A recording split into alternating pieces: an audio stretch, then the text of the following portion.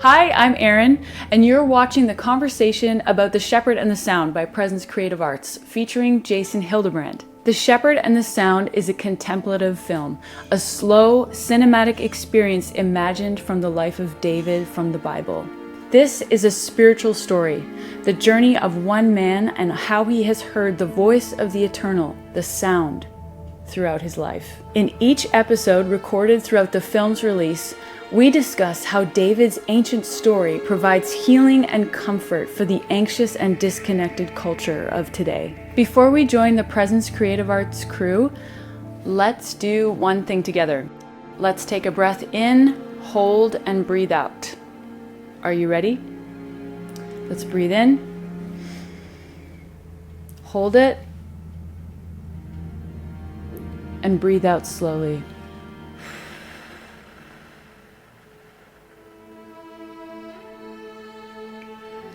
We are so glad that you're here today. There is something for you here.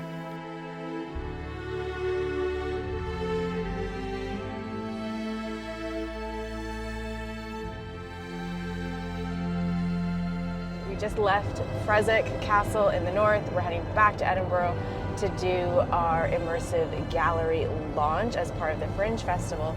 And we thought this is a great opportunity to talk a little bit more about some of the choices that we made in our film.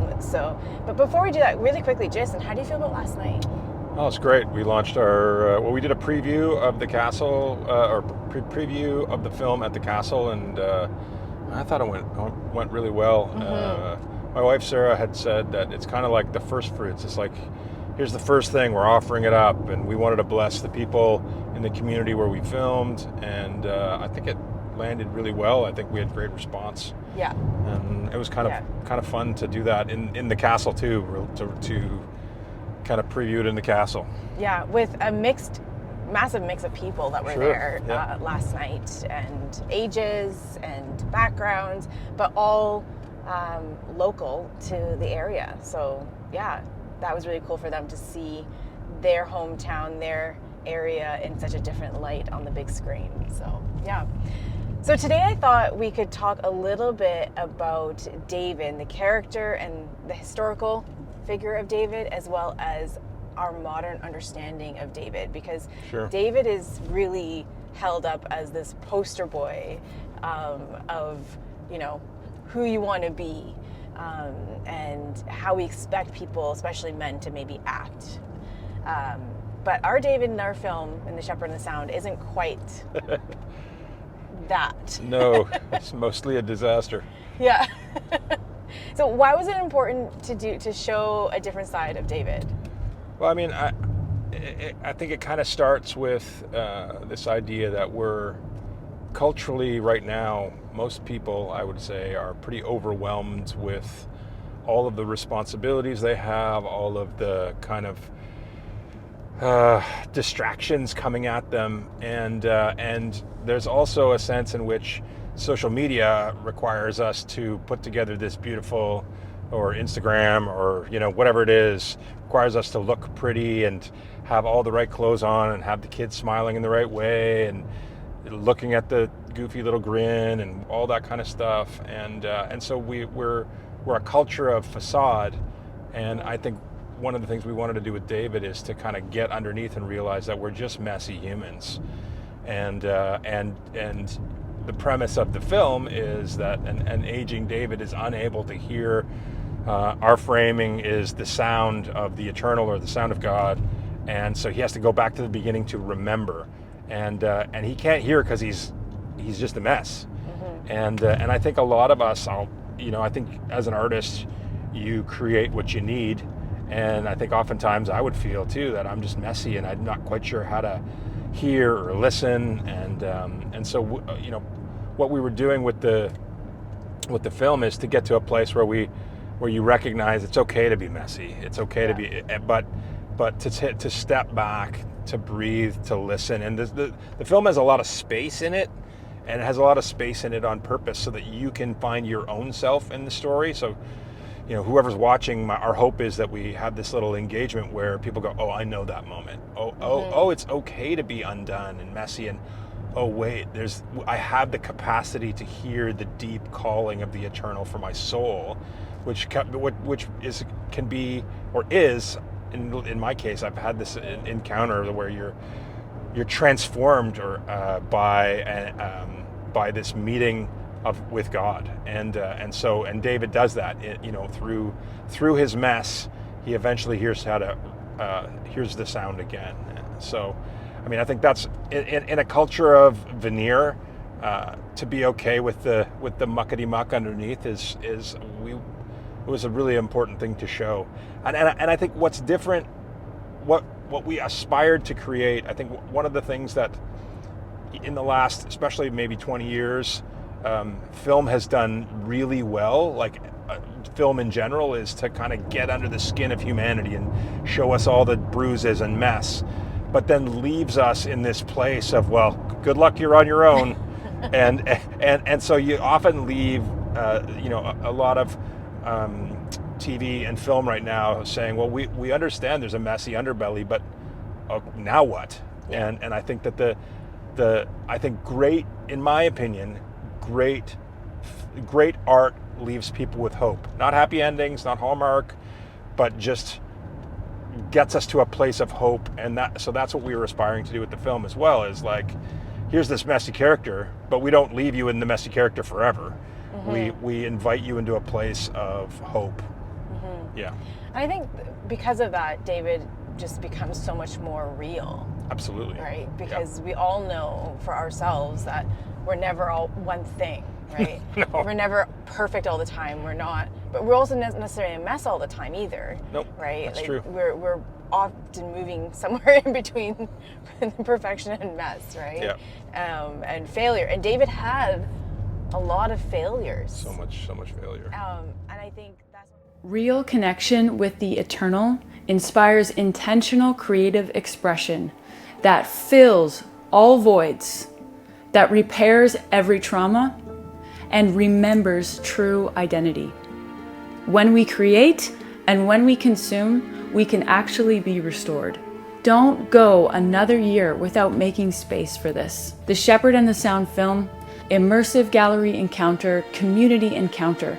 Bring transformative experiences to your community. Contact info@presencecreativearts.com. We look forward to connecting with you. We have made space for you. I think that's beautiful about this film, about The Shepherd and the Sound, is that it recognizes David's failures, and more than just the fact that he had these failures, that there's the consequence to his failures that he then had to live out in his life. Absolutely. Yeah. Why was that important to include?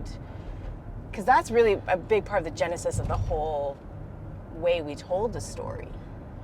Is because he had those failures, right? Like, we were looking at the fact that David dies alone, and why is that? Yeah, it's kind of a sad thing, and I mean, one of the things I love that we did in the film is, I think there's the story of friendship between David and Jonathan is one of my kind of favorite stories in all of Scripture, and people come at it, so either they make too little of it, or they hypersexualize it, or they do something weird like that. But there's just this, I think in our culture too, people are looking for true, deep friendship. Yeah. In the midst of being imperfect people. Yeah. And there's something incredible about this relationship with David and Jonathan, where Jonathan kind of lays down his entitlement to become king, because he sees the anointing of God on David, and he goes, "Oh, you're the guy," and then, all the way through, we don't include this in the film, but Jonathan finds David when nobody else can, and there's this incredible encouragement that comes from this friendship relationship that I think is quite remarkable. And in the film, there's this line where David just says, "I miss your friendship." Mm-hmm. And I think because Jonathan died in a battle, he had nobody to bounce off his life choices with. And as a result, like, he literally had no one. And so he blew it. He just screwed it up. He slept with, a woman inappropriately, that was married to one of his soldiers. I mean, there's a lot of mess that happens because he didn't end up being in a relationship with any other human being that was a deep relationship. Yeah. And I think that was that particular relationship is so significant, and I think it's one of, especially for men, it's in today's culture, it's one of those ones where I think culturally we don't know what to do with having deep male friendships, and I think they're just so significant, so important, and we really wanted to convey that in the film. It's just to say one of the reasons he blew it is because he didn't have a buddy. And I'm not talking like cheesy, ride your motorcycle down, around the cliffs or something kind of thing. I'm like, well, that's fun too. Yeah.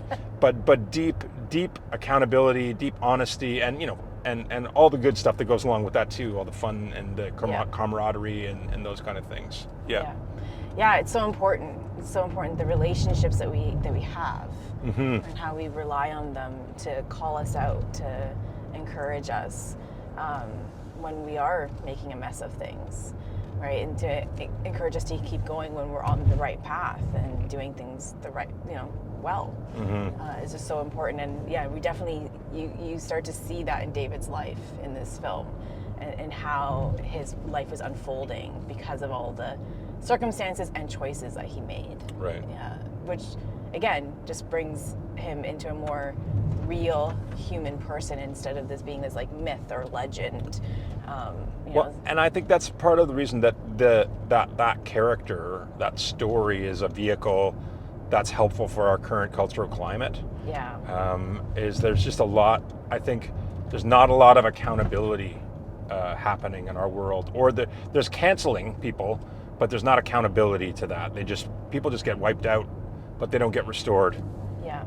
And I think that one of the cool things about David is that there's a restoration, even though he blows it so, even though the things that he did were terrible, and in our cultural climate too, that they would be horrifically terrible. But this is thousands and thousands of years ago. But that there is a restoration that happens with God especially. I mean, his family's a mess at the end. He's all by himself. He's, his last words are to a servant girl that's taking care of him. Everybody's got what they want politically, and so he wasn't able to bring that restoration at the end of his story. Yeah. And so there's something poignant about and very sad about that in his life. Here's seemingly the greatest king in all of history, or certainly in Middle Eastern history, in tribal history, and at the end of his life, he's all by himself. Yeah.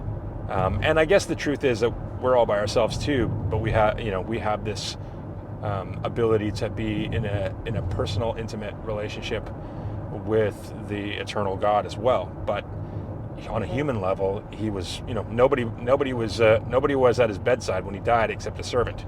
Yeah. Which in that culture is just the lowest of the low. Which is something we completely forget, right? Yeah. We forget, and I think that's the hope of our film, is that, hey, you don't have to be perfect, and you can find restoration, and you can find relationship with the eternal again, and hear the sound. For joining the conversation about the Shepherd and the Sound film, community encounter, and immersive gallery encounter. If this is resonating with you, like this video and subscribe to the Presence Creative Arts YouTube channel. Please leave us a comment. We want to know what spoke to you, where you'd like to see this project travel next, and what you'd like to hear our team discuss in the next episode. For more Presence Creative Arts content that will unlock, connect, and transform you, visit PresenceCreativeArts.com to see our library of productions and where we'll be performing next. This is real. The eternal is real. We sincerely thank you for being here, and we will see you next time.